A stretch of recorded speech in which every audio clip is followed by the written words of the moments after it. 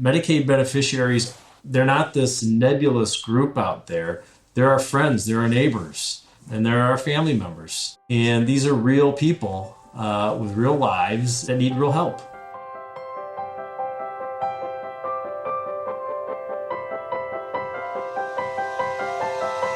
Welcome to Rural Health Today.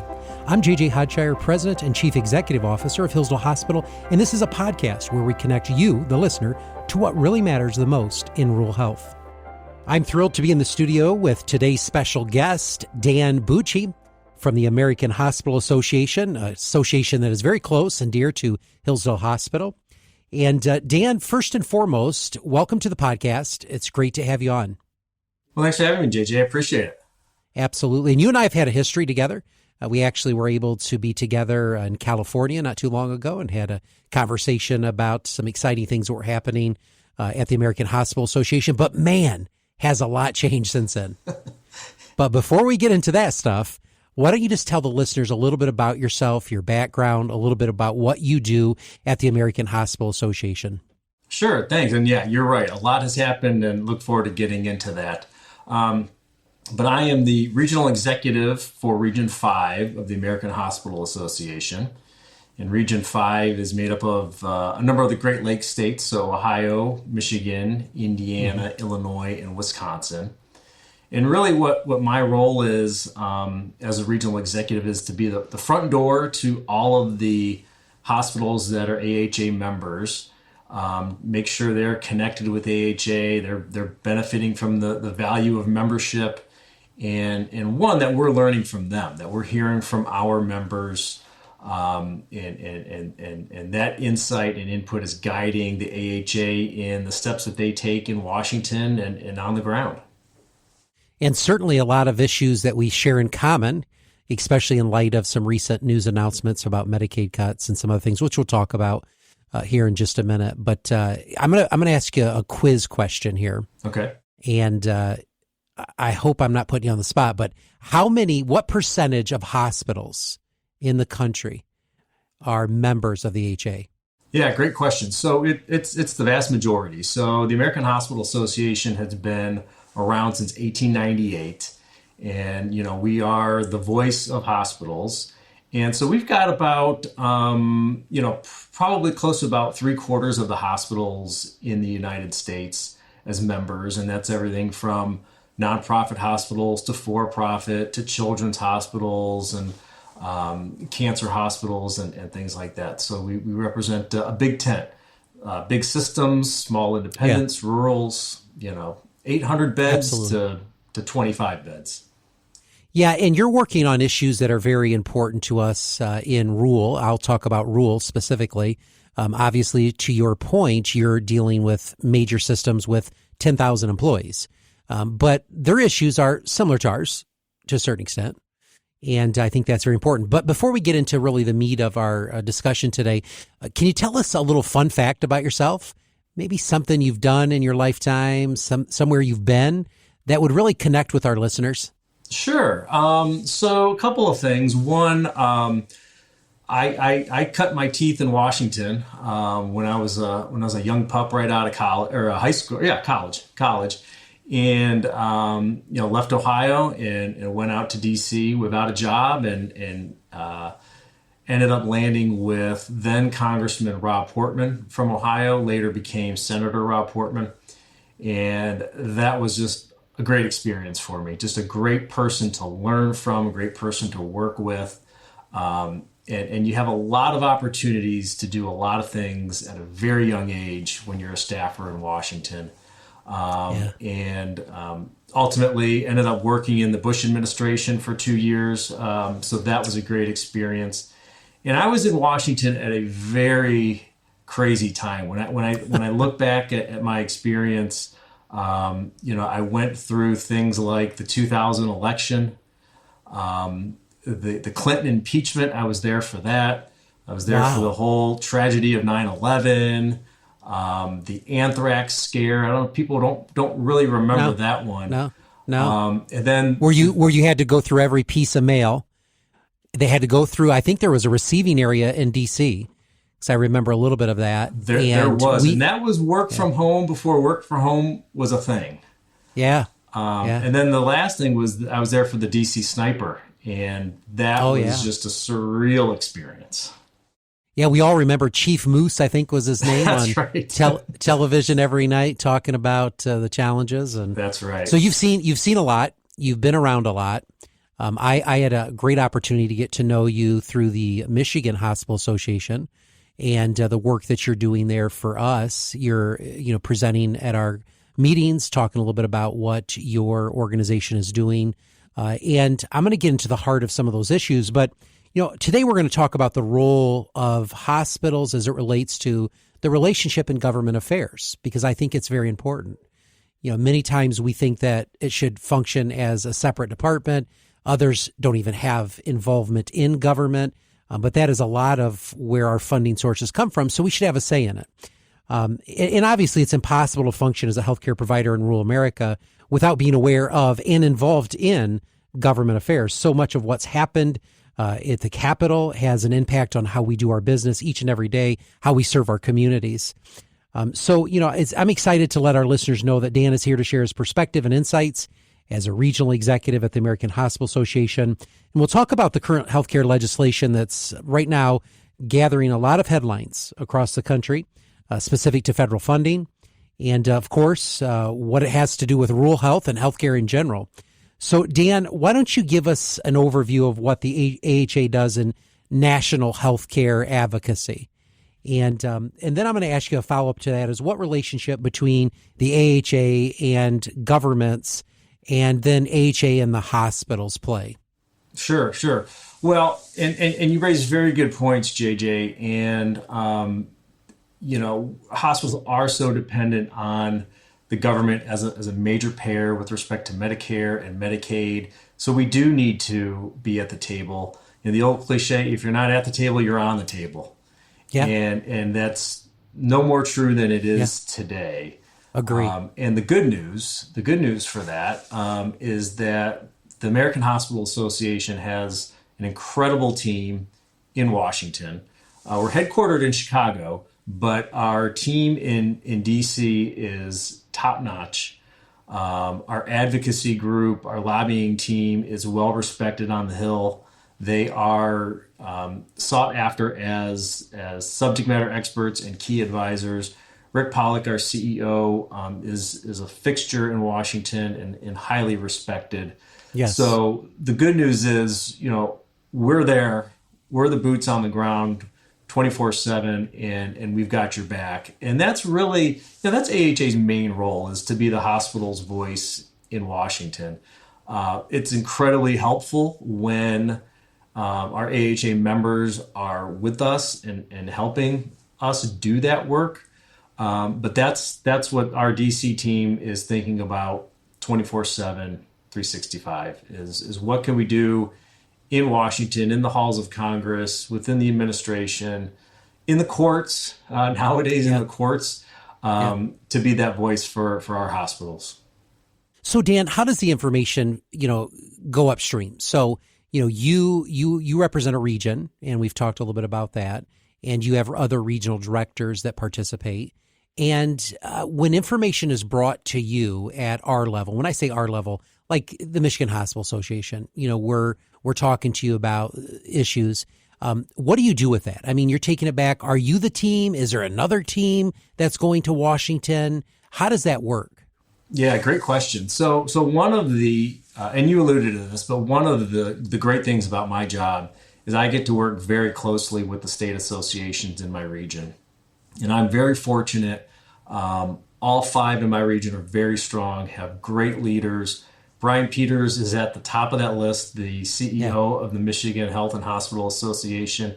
He is just fantastic at what he does. He leads his team on behalf of the hospitals in Michigan with excellence in everything they do. He actually sits on the AHA board, so we're very fortunate to have him. So I'm kind of the boots on the ground, listening in on those board discussions, what's going on at the state level. And then you multiply that out, right? There's 9 regions within AHA. So I have 8 colleagues that do the same role that I'm doing across the country. Sure. And so we're coordinating all of that intel, getting all of that feedback from people like you, JJ. You're a board member of the Michigan Health and Hospital Association, from those state execs. But we also have a number of committees within the American Hospital Association. We have 9 regional policy boards. So information and policy bubbles up from the bottom up, from the membership up to Chicago and to DC, rather than being deemed down from on high. Hospitals shall do this. It doesn't necessarily work that way. Now, of course, some ideas are generated at the board level, and then they're floated down. How would this potentially work for our member hospitals? Yeah. But by and large, it's bottom up. Yeah, and I would say you're great partners. When I think about the word partnership, I really think it's the relationship that AHA plays, not only with the associations, but also I'm a member of the AHA, right? So, I mean, it goes beyond just saying I belong to MHA. It's we work very closely with AHA, whether it's listening to podcasts, attending some of your virtual trainings, going to the AHA conference, which I was recently had the honor of being able to attend. A lot of opportunities to engage and connect. Yeah. So speaking of that, at our last AHA conference, which was in Texas, the government had just passed, the House of Representatives have just passed something that was very concerning to all of us in the room, a cut to the commerce budget to the tune of $880 billion, that's with a B, billion dollars, which we all know that the majority of that's on the backs of Medicaid. And so this conversation now at the national level, state level, and even individual community level is around Medicaid sustainability. Medicaid cuts, which any hospital that takes a cut is in potential jeopardy of closing services and or the hospital. And that's a true story. Becker's Review came out with several great articles. Recently, there's been just a plethora of articles that have highlighted what those cuts would mean to hospital closures. In hundreds are estimated to close if Medicaid takes cuts, and 20 are deemed immediate risk of closure in Michigan by the end of this year if those cuts were to be enacted. If there's an immediate effect, that could be very soon. So, Dan, what the heck is going on with Medicaid? What are we hearing? What are we seeing? What are you doing as an association to help us advocate? What does this mean for the community members, for hospitals, and for patients? Yeah, great question, and a lot to unpack there, JJ. But you're exactly right. It is very concerning. But I think what we need to do is take a breath and a step back and realize that we're really at the beginning of this process. Yesterday was opening day, thank God. So to use a baseball analogy, I would say it's probably like the top of the second inning. Okay. And the budget resolution was passed, but that is basically what the budget resolution is basically a framework. It doesn't contain specific line items and cuts. It's basically a framework. And you're right. What that budget resolution does is it mandates that the Energy and Commerce Committee of the House of Representatives come up with about $800 billion in cuts in areas of their jurisdiction, Medicaid chief among them. And so we've already heard pretty strongly from the Trump administration that they don't want to make any cuts to Social Security. They don't want to make cuts to Medicare. So you're right. What does that leave? That basically leaves Medicaid. So we know that that's out there. And the big question now is, well, how do they come up with that $800 billion? And it's $800 billion over a course of 10 years.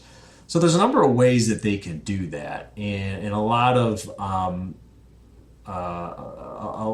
these things have been discussed, and some have been put on the back burner, some more on the front burner. So, for example, they could do what's called a per capita cap, where rather than funding Medicaid on a percentage, they give you X amount of dollars per Medicaid beneficiary in your state, and that's it. and that would be very bad for hospitals. It would Be be very hard bad. to overcome that hurdle.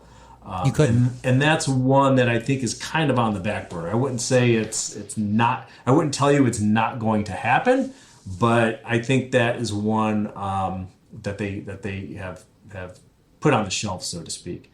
Another thing that they could do is change the way that they match Medicaid funding. So 10-second summary, Medicaid is a state-federal partnership. The state pays a certain percentage of the Medicaid costs, and the federal government pays another percentage of the Medicaid costs.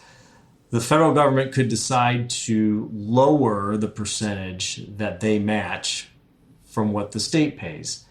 And they could do that with all Medicaid beneficiaries, or they could perhaps particularly focus on the Medicaid expansion population. And that is, a little bit more likely because currently the federal government pays for 90% of the cost of those that are covered under Medicaid expansion, and the state only covers 10%. With the rest of the Medicaid population, it's not quite 50-50, but it's much closer to 50-50. So that would be, a major concern.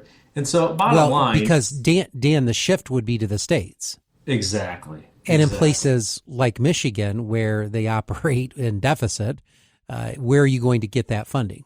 That becomes the issue. It would cause a very real challenge to the state budget in all 50 states.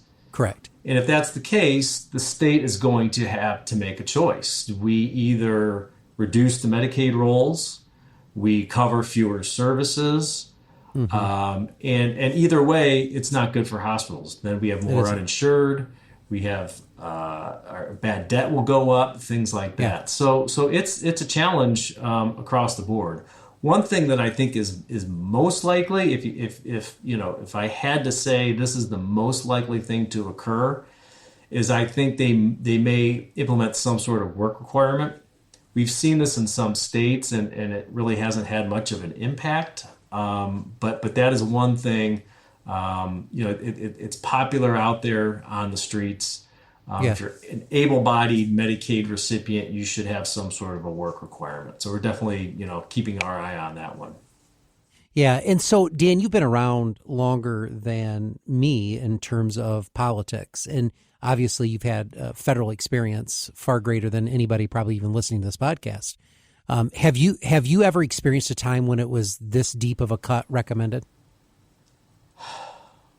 Well, I'd have to go back to like 94, 95, back in the Contract with America days, back when the Republicans took over for the first time in 40 years. They took over the House for the first time in 40 years. I was a lowly intern in January of 1995, interning for John Kasich, who was the chairman of the House Budget Committee, later became governor of Ohio, like a lifetime ago. But no, I mean, I would say since then that this is probably the biggest threat that we've seen. Yeah. And before we jump into a couple other important issues for hospitals, just a follow-up question here. Timing. When we look at this in the grand scheme of, urgent as in it's going to happen next week, to we have months to lobby and to get our message out. We do know that the continuing resolution passed. We do know that funds government up through the end of September. But what happens between now and then with some of these proposals? Yeah, so it's hard to tell, really. But you're right. We're funded through September, so that's a major win. We've already gotten through 3/4 of this year unscathed, so that's a good thing. But who knows what they're going to do come the end of September, and we've seen it always goes right down to the wire. So I would be surprised if there was any kind of agreement or final legislation before the end of September. But our folks in Washington would be better able to answer that. I don't think anything is going to happen next week. but Right. we need to be prepared and be ready and be telling our story and advocating on behalf of ourselves with our leaders in Washington. Okay, so that leads me to my final question about Medicaid. So we have listeners across the country. What can they do to become engaged in this conversation? Where can they go? What are the resources available for them to advocate? I mean, some people feel helpless. They don't have connections to their, U.S. Representative or senator. What do they do? How do they gain access? Yeah, so I would go to a number of places. You can go to the AHA website. There's a number of resources there that people can go to, and so that would be the first place. I would say your state hospital association. If you live in Michigan, that is a great source of information.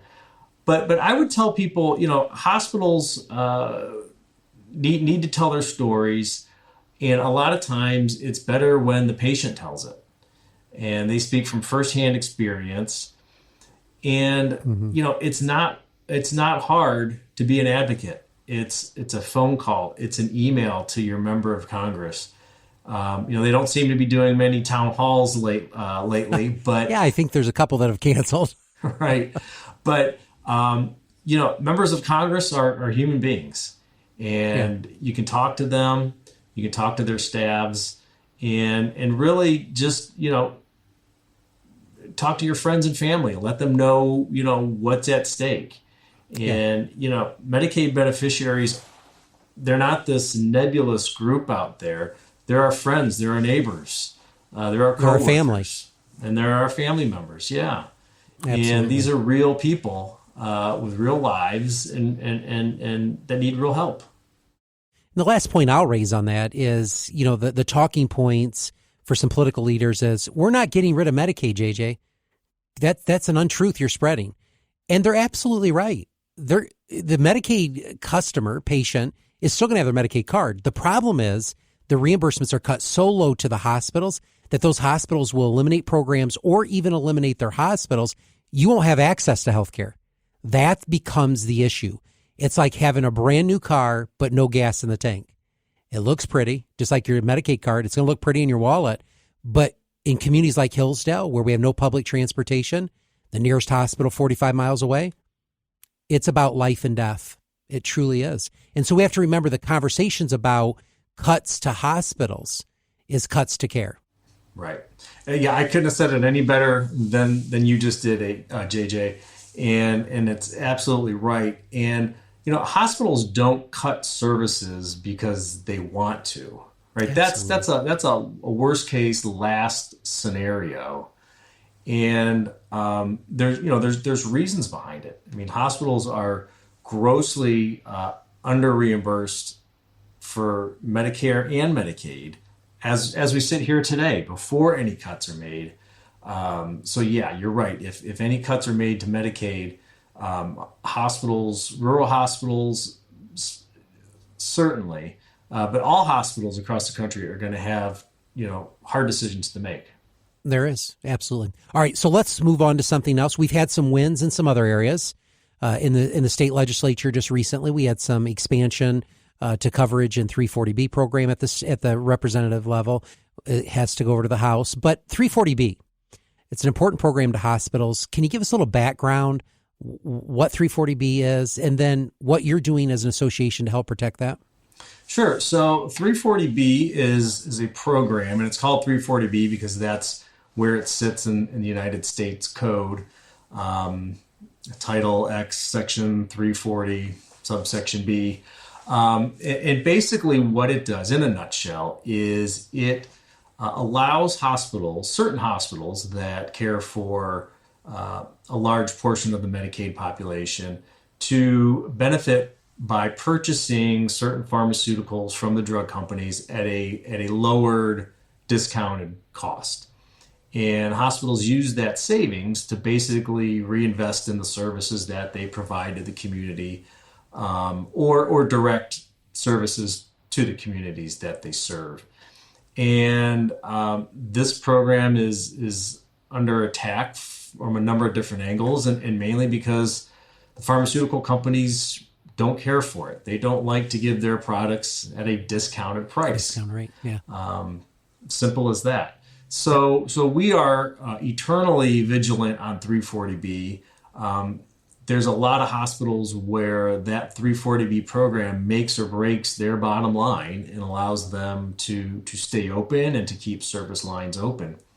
And particularly one issue that we've seen is rather one of the big pharmaceutical companies on their own decided this is no longer going to be a discount program. It is going to be a rebate program. So you, Hillsdale Hospital, you will purchase that drug at full cost, and then you will submit the paperwork in the background to prove that you purchased it, to prove that you gave it to your patient, and then we will decide at a time and place of our choosing to give you a rebate back. Right. So we fought that in the courts and within the Department of Health and Human Services, and got a fairly big win there. The government basically came back with the nuclear option of pharmaceutical company, if you do this, you will no longer be able to participate in the Medicare program. Yeah. So that was a deciding factor. That got some attention. That's right. But that case was appealed. So we need to be vigilant on appeal to make sure that the court upholds that decision and that no other pharmaceutical companies try to follow suit and do something like that. Yeah. So that's why I said, we're advocating with the executive branch in Congress and now, in the regulatory agencies and in the courts. Yeah. A lot of work ahead of you still in this area, and we greatly appreciate it. As a 340B hospital, I want to say thank you for your advocacy, Dan. You and your team that do a great job on behalf of hospitals like Hillsdale. And these programs really create an opportunity for us to at least break even in some of our other areas and or even have a margin. And that is incredible for us to be able to continue to do the work that we need to do and provide for our community for services and medications that they need to be well. So thank you for the work that you do. No, thank you. Believe it or not, man, our time is just flying by, but I do have another question for you. Provider recruitment. It's difficult in rural communities specifically, and I know it's throughout the country, but in rural communities, it's even more of a challenge. And we're hearing more and more conversations about physician recruitment, physician retention, strategies for that. I guess right now, what trends is the AHA been watching in this area, and how can hospital leaders improve their recruitment and to a certain extent their retention efforts from your perspective in today's healthcare landscape?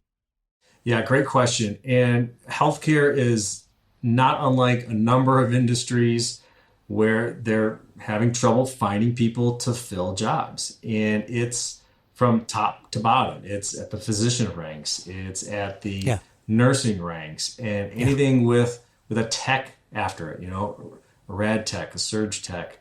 We're feeling it. Yeah. And I don't need to explain it to you. You're feeling it. And you're right. Rural hospitals tend to have it a little more difficulty with that, simply because their catchment area is smaller, and not everybody wants to practice in a rural area. Yeah. And so, what we have seen a lot of hospitals doing is really using a homegrown approach, right? In focusing on keeping those that they have and keeping their employees happy. And a lot of times it's cultural issues, right? It's feeling like you're part of a team, like you're doing something good for the community. And that's very important. We've seen a lot of hospitals going into high schools and junior highs, and even talking to kids about healthcare. You talk to a 7th or 8th grader about healthcare, and they know doctors and they know nurses, right? Right. And I don't want to be a nurse, and I'm not smart enough to be a doctor, so I can't do healthcare. Well, nothing could be further from the truth. There's a number of roles and positions that kids may be interested in. We've seen a lot of hospitals working with local community colleges and basically, there's one in Michigan that offers kids a job right out of high school, and as long as they get that 2-year certification, the hospital will pay for that, and then they'll have a job. I mean, what a blessing that is to know. Hey, if I just do what I'm supposed to do, I'm going to have a job that's making a good salary, with some good stability, and be able to provide for myself and my family. Yeah. And I always love those success stories. We have taken individuals that work the switchboard. We have sent them to their CENA training. They've gone to their RN training. We got them to get their bachelor's degree. They went and became RN, got their FNP. And right now, that particular person who started about 15 years ago is a provider on our behavioral health unit. And she started working in our admitting area. Those are incredible excellent stories. So, one of the questions we talk about recruitment and retention. And last night at my board meeting, I had John Barnes for the Michigan Center for Rural Health really give an overview presentation of the work that they do. But one of the things that we talked about is HPSA shortage areas, and that there's federal funding that comes down to help in rural communities place physicians, loan forgiveness. Are you hearing anything on the Hill about these programs? Are they in jeopardy? Would you anticipate to see any departure of funding for those programs? Because that becomes a concern. Yeah, I would hope not. And I have not heard that. It doesn't necessarily mean that at one point that won't be, on the table and up for discussion. But you're right. That's the health provider shortage area program is fantastic, and it's great for the hospital because they get someone to fill that open spot, and it's great for the physician because medical school is not an inexpensive proposition nowadays. Very true. And loan forgiveness is key. It sure is. All right, Dan, one last question is, what are you most excited about in the work ahead for the new year? We're 3 months, almost 4 months into it. What are you specifically excited about to be part of or to advocate for? Yeah, so what I'm excited about is hospitals are really stepping up and telling their story. And it's difficult for us because, we're not wired that way. We're not wired. We're servants. We do things in healthcare because we care about people. We want to be involved with something that's bigger than ourselves. Mm-hmm. So I think we're not wired and inclined to talk about what we do. And we need to do that. And I think more and more hospitals are doing it. And we should. We've got a great story to tell. Right. We're one of the only industries that's open 24/7, 365, ready to care for anyone, regardless of their ability to pay. And in most towns, the hospital is the largest employer, the engine of that community. It's the focal point. It's the meeting place.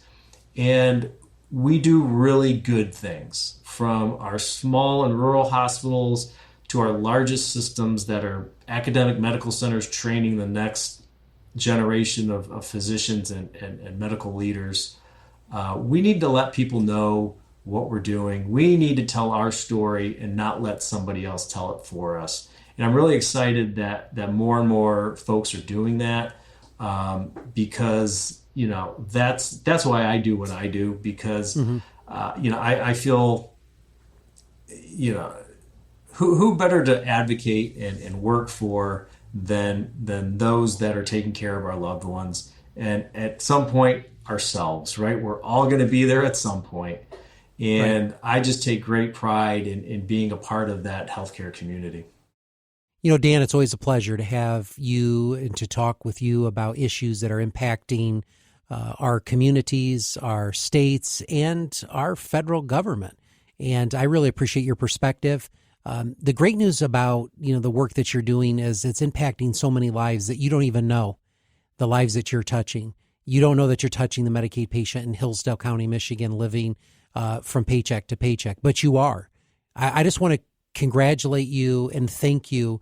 As you lift your voice up, you're lifting our voices up. And one thing that's remarkable about Dan is he never goes on script. He's never reading a script. This is all from the heart. The guy does this, it just flows naturally. You remind me a lot of my good friend Brian Peters. You can talk from the heart. You're very articulate. You know the issues, the stories, and you relate them very understandable. And I really appreciate that about you. And I appreciate your passion. And you could be in any industry right now that probably be a heck of a lot more entertaining and better for you. But you're fighting a good fight, Dan. And I want to thank you for joining us on Rural Health Today. And it's just a great pleasure to have you on this podcast and to share, some of the work that you're doing that we all need to get around in our respective communities. So I want to thank you for that work that you do. Well, thank you, JJ. That really means a lot. And to be compared to Brian Peters in any way, shape, or form is quite an honor. And I would take that any day of the week. But I want to thank you and your team. You guys are the day in, day out, providing that level of care to all of your patients. Again, regardless of the ability to pay. And, my mother was a nurse, and so I grew up around that, and I know how hard she worked. I know how hard your team works.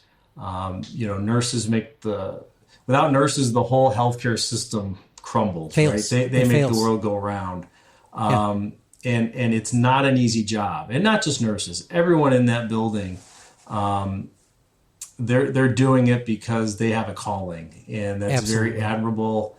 And I can't thank you and your team enough for doing that. And that goes for every hospital across the country, right? Everyone is pulling their weight and rowing that boat. So I appreciate it. Well, thanks, Dan. And we'd like to wrap up with a new closing segment, and we call it Rural Health Recommendations. And for every guest we have on this program, we'll ask them to contribute a recommendation on rural life and rural healthcare. And you've been everywhere, man. You've traveled, you flew into Detroit, you drove to Lansing, you've driven here and there, you've seen some of the most remote areas of our country. And I'm kind of excited to hear what your rural recommendation is. But we're going to ask each member to contribute a recommendation for rural life, for healthcare. It could be a tip for someone new working in healthcare. It could be some sage advice on thriving in a rural setting. And we'll add this recommendation to each of our online guides. But from your perspective, Dan, what is a rural health recommendation that you can give to the listener today that they could use as useful information? Yeah, so I would say two things. One would be, don't be afraid to toot your own horn and tell your story. And I just talked about that, so I don't need to revisit that. But the other one I think would be is, don't be afraid to innovate. And being stagnant will get you nowhere. And that's the way we've always done it is not a good thing to say in healthcare today. Yeah. Things are constantly changing. And, you don't need radical change, and you don't need to redo your whole process, but you can nibble around the edges and become a little bit more efficient, become a little bit more cost effective, become a little bit more patient friendly. And even if it's just taking a step back and thinking about how you talk to patients, right? Because people in healthcare, they deal with these things day in, day out. It's another language for them. You have a patient come in your doors, they're nervous. They're scared. They don't know how things are going to end up. So, slowing down and explaining things to them a little bit, I think is very helpful and kind-hearted. Certainly some sage advice. Dan, I look forward to having you back on the podcast in the future. And I will be very hopeful that we can celebrate some victories versus talking about some of this very challenging and at times very depressing topics. But thanks for joining us today. We appreciate your time. I'll celebrate right with you. Thank you, JJ. Thank you. And thank you to our listeners for tuning in to Rural Health Today. Catch our next segment, Rural Health News, to stay up to date on the current state of rural health care every Monday, wherever you get your podcast. Don't forget to check out our latest updates and resources from Rural Health Today at ruralhealthtoday.com, and make sure you've subscribed to the show so that you never miss an episode. Until next time, remember the power of rural. Thank you for listening to another episode of Rural Health Today, the podcast where we connect you to what really matters in rural health. Rural Health Today is a production of Hillsdale Hospital in Hillsdale, Michigan, and a member of the Health Podcast Network. Our host is JJ Hodshire, our producer is Kirsten Newlon, and our audio engineer is Kenji Ulmer. Special thanks to our guests for sharing their expertise on the show, and also to the Hillsdale Hospital marketing team. If you want to submit a question for us to answer on the podcast or learn more about Rural Health Today, visit ruralhealthtoday.com.